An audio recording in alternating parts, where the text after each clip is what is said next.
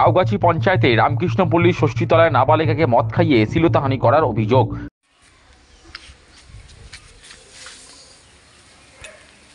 শ্যামনগর বাসুদেবপুর থানার কাউগাছি এক গ্রাম পঞ্চায়েতের রামকৃষ্ণপল্লী ষষ্ঠীতলায় নাবালিকাকে বলপূর্বক মদ্যপান করিয়ে বেহুশ করে শ্লীলতাহানি করার অভিযোগ উঠল এলাকার দুজনের বিরুদ্ধে। অভিযোগ, গত 5ই ফেব্রুয়ারি রাতে পাড়ার যুবক গণেশ মালিক বিরিয়ানি খাওয়ানোর নাম করে নাবালিকাকে ফোন করে ডাকে। বাড়ির পাশে নির্জন মাঠে নাবালিকাকে জোর করে মদ খাওয়ানো হয় বলে অভিযোগ। নাবালিকার মায়ের অভিযোগ, এলাকার যুবক প্রসেনজিৎ দাস ওরফে ননা ও গণেশ মালিক বাড়ির পাশে ফাঁকা মাঠে মেয়েকে জোর করে মদ্যপান করিয়ে বেহুশ করে দেয়। তারপর মেয়েকে মাঠের পাশে একটি পোল্ট্রি ফার্মে নিয়ে গিয়ে হাত পা বেঁধে মারধর করে। শরীরের একাধিক জায়গায় ওরা কামড়ও দেয়। কোনো ক্রমে সেখান থেকে মেয়ে পালিয়ে যায়। এলাকার একজনের সহায়তার জন্য মেয়ে বাড়িতে আসে। নাবালিকার মায়ের দাবি, তিনি 100 নম্বরে ডায়াল করলে তদন্তে আসে বাসুদেবপুর থানার পুলিশ। ঘটনার দিন রাতে অভিযোগের ভিত্তিতে পুলিশ ননা ও গণেশকে গ্রেপ্তার করে, কিন্তু পরদিন ওরা আদালত থেকে জামিনও পেয়ে যায়। তার অভিযোগ, শাসক দলের মদতে রামকৃষ্ণপল্লীতে ননার বাড়বাড়ন্ত চরমে। দুটো খুনের ঘটনায় অভিযুক্ত এই ননা। তার দাবি, ননার ভয়ে এলাকার কেউ তাদের পাশে দাঁড়াচ্ছে না। ঘটনায় জড়িতদের দৃষ্টান্তমূলক শাস্তির দাবিতে সরব নাবালিকার পরিবার। সেদিন রাতে ঘটনা ঘটেছে, আমার মেয়েকে 5 তারিখ রাতে আমার মেয়েকে ফোন করে ডেকেছে। ডেকে আমার মেয়ে ঘরেই ছিল, ওর বাবা বকা দিয়েছে, ঘরে ছিল, কোন ফাঁকে যে বেরিয়ে গেছে। মেয়েকে বলেছে, আয় তোকে বিরিয়ানি খাওয়াবো। ওখানে হনুমান পুজো হচ্ছিল, যে ওখানে বিরিয়ানি খাওয়াবো। মেয়ে তো গেছে। মেয়েকে এখান থেকে জোর করে মদ খাইয়ে মেয়েকে বেহুশ করে নিয়ে ও আমাদের ওদিকে একটা বুড়োর পোল্ট্রির ফার্ম আছে, ওখানে নিয়ে গিয়ে মেয়েকে হাত পা বেঁধে মারধর করেছে। মারধর করার পর মেয়ের বুকে টুকে কামড় দিয়েছে। হ্যাঁ, মেয়ের চারিদিকে মারধর করে পুরো একদম পোলা পোলা অবস্থা। তারপরে মেয়ের কি বলবো, মেয়ে ছুটে কোনো রকম বেরিয়েছে। হাত পা যখন খুলে দিয়েছে, মেয়ে তখন ছুটে বাড়িতে পালিয়ে এসছে। বুঝতে পেরেছে যে মেয়ে একটা কোনো নোংরামো করবে।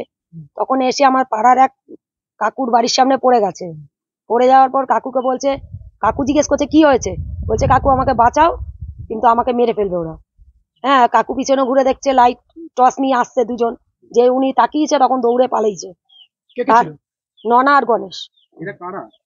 ননা ছেলেটা হচ্ছে ক্রিমিনাল, একদম ক্রিমিনাল, দুটো খুন করা আসামি।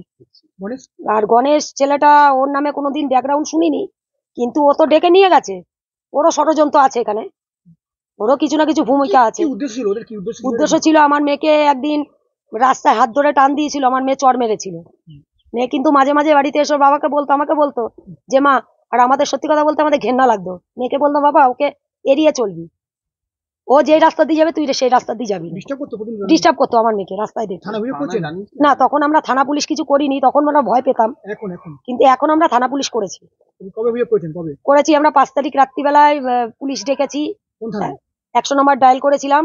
করার পর ওনারা বাসুদেবপুর থানার পুলিশকে পাঠিয়েছে। পাঠানোর পর ওরা আসলো, মেয়েকে দেখলো, মেয়ের ওই অবস্থায়, মেয়ে একদম কিছু বলার উপায় ছিল না মেয়ে। হ্যাঁ, তারপর আমাদের বললো, পুলিশ কোনো পদক্ষেপ নেয়নি। নিয়েছে বলতে ওদের ধরেছিল, লকআপে রেখেছিল, রাখার পর পরের দিন রাত্রিবেলা ছেড়ে দিয়েছে। 6 তারিখে রাত্রে ছাড়া পেয়ে যায়। হ্যাঁ, আমি চাচ্ছি ছেলে দুটো শাস্তি হোক। আমি সত্যি কথা বলতে, আমরা তো এসব বুঝি না, থানা পুলিশ জীবনে করিনি। হ্যাঁ, জানি না ওদের কি হেল্প করছে পেছন দিয়ে। হ্যাঁ, পলিটিক্যাল তো ও নিশ্চয়ই হয়তো টিএমসি করতে পারে। কেন আমার বাড়িতে কেউ এখনো পর্যন্ত আসেনি, এখনো কোনো পার্টির লোক আমার বাড়িতে আসেনি, কোনো পার্টিরই আসেনি আমার বাড়িতে, কোনো লোক আসেনি। কিন্তু আমি যেদিন থানায় যাই, সেদিন শিবু কাকু এসেছিল আমাদের পাড়ার, আমার সঙ্গে দেখা হয়নি, কিন্তু তারপরেও তো তাদের আসা উচিত ছিল। যে শিবু কাকু আমাদের এখানকার প্রধান সদস্য। হ্যাঁ, সদস্য। হ্যাঁ হ্যাঁ, উনি আমাদের এখানকার, কিন্তু কেউ আসেনি আমাদের পাড়ায়। হ্যাঁ, ভয়ে আসছে না, কেউ সাক্ষী দিতেও ভয় পাচ্ছে, সবার বাড়িতে মেয়েতে আছে। কিন্তু আমরা চাই দোষী যাতে শাস্তি পায়। আজকে আমার ঘরে হয়েছে, কালকে যাতে অন্য কোনো মেয়ের এরকম সর্বনাশ না করতে পারে। কেন নর্দমার কিটের দিয়ে ওরা অধ্যম। ঘটনা নিয়ে পঞ্চায়েত প্রধান সমীর চক্রবর্তী বলেন, এলাকায় গিয়ে জানতে পেরেছি ওই দিন রাতে মেয়েটি দুটি ছেলের সঙ্গে মাঠে বসে মদ খেয়েছে, কিন্তু মেয়েটির পরিবারের অভিযোগের ভিত্তিতে পুলিশ দুজনকে গ্রেপ্তার করেছিল এবং তারা আদালত থেকে জামিনও পেয়েছে। তার দাবি, তিনি ননাকে চেনেন না, শাসক দলের মদতে ওর বাড়বাড়ন্ত এই অভিযোগও সঠিক নয়। পঞ্চায়েত প্রধানের কথায়, যে ঘটনাটি ঘটেছে সেটা ইচ্ছায় কিংবা অনিচ্ছায় কিনা তা তিনি বলতে পারবেন না।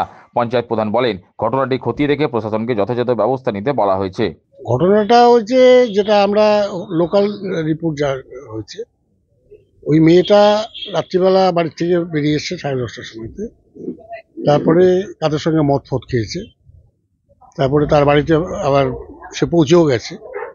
পরের দিন নাকি থানায় গিয়ে রিপোর্ট করেছে, এবং থানা থেকে ছেলেগুলোকে যাদের বিরুদ্ধে অভিযোগ ছিল তাদের অ্যারেস্ট করেছে। অ্যারেস্ট করে কোর্টে চালান করেছে। পরবর্তীকালে আমি জানতে পারলাম যে অভিযোগ করেছে থানা নাকি এদের সঠিকভাবে তার বিচার করেনি, কেসটা অন্যভাবে সাজিয়েছে। পস্কো কেস হওয়া উচিত ছিল, সেটা হয়নি। এটা হচ্ছে তাদের ডিমান্ড। নিজেদের বাড়ি থেকে অভিযোগ করা হচ্ছে যে পুলিশ ঠিকভাবে সহযোগিতা করছে না। দ্বিতীয়ত হচ্ছে যে শাসক দলের অধীনে থাকা এই দুই ব্যক্তির নাম সম্পূর্ণ এটা শাসক দলের প্রতি অভিযোগ করাটা একটা অভ্যাসে দাঁড়িয়ে গেছে। ব্যাপারটা হচ্ছে প্রশাসনিক ব্যাপার। প্রশাসন ব্যবস্থা নিয়েছে সঙ্গে সঙ্গে। এবং গতকালকে আমি ঘটনা শোনার পরে আমি বড়বাবুকে ফোনও করেছিলাম। বড়বাবু ট্রেনিং আছে, উনি বলেন যে এটা কুন্তলবাবু দেখছে, আপনি কুন্তলবাবুর সঙ্গে যোগাযোগ করুন ব্যাপারটা। এখন বিষয়টা প্রশাসন বলতে পারবে। শাসক দলের এখানে কোনো হাত নেই, বা শাসক দলের এমন লোক নেই যে রাত্রিবেলা মেয়েরা বেরোলে আর তাদের সঙ্গে হারি করবে। আমরা সম্পূর্ণ ঘটনার প্রশাসনকে বলেছি প্রয়োজনীয় ব্যবস্থা গ্রহণ করতে। কোথায়? না, আমি তো ছিলাম না এখানে তখন। আমি ঘটনা ঘটেছে যখন, তো আমি এখানে নেই, তারাপীঠে ছিলাম। হ্যাঁ, গিয়েছিলাম, কথা বলেছি, কি পাড়ার লোকের সঙ্গে কথা বলেছি। ওরা তখন ছিল না বাড়িতে। ছিল না। ওখানকার যে মেম্বার আছে গৌতম বিশ্বাস, তার সঙ্গে কথা বলেছি, কি ঘটনা তার কাছ থেকে জেনেছি, এবং প্রয়োজনীয় যা যা করার জন্য প্রশাসনকেও আমি বলেছি। কিন্তু ঘটনাটা কন্ট্রাডিক্টরি আছে। লোকাল লোকেদেরও যে বক্তব্য আছে তাতে করে কন্ট্রাডিক্টরি ব্যাপার। বিতর্কিত বিষয়। হ্যাঁ, বিতর্কিত বিষয়। যার নাম হচ্ছে নোনা, উনি কি ত্রাস, এলাকার ত্রাস?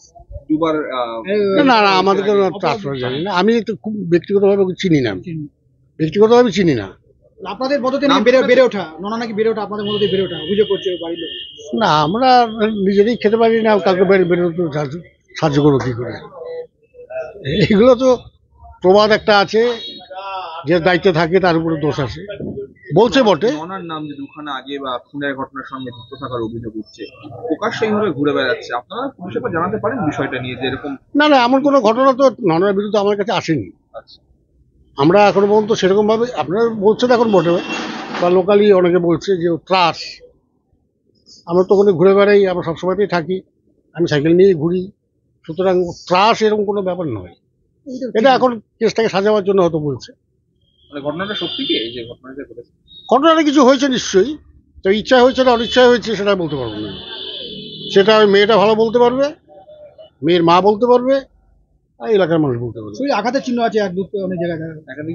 হতে পারে, আমি অস্বীকার করছি না, সেটা আমি অস্বীকার করছি না। একটা যে জায়গায় ঘটনাটা ঘটেছে, যে মাঠ, প্লটিং মাঠ, সেখানে সন্ধ্যে নামতেই নেশাখোর আড্ডা, দুপুর নেশাখোর আড্ডা। এটা সারা পশ্চিমবাংলাতেই সব জায়গাতেই আছে, নতুন কিছু নয় এটা। কিন্তু আপনাদের দায়ভার নেবেন না? আপনি না, দায়ভার শাসক দল হিসাবে নিতেই হয়, কিন্তু দেখার কথা প্রশাসনের দেখার ব্যাপার। আমি বলবেন প্রথমকে দেখতে পারতে? হ্যাঁ, প্রশাসনকে আমরা বারবার বলেছি।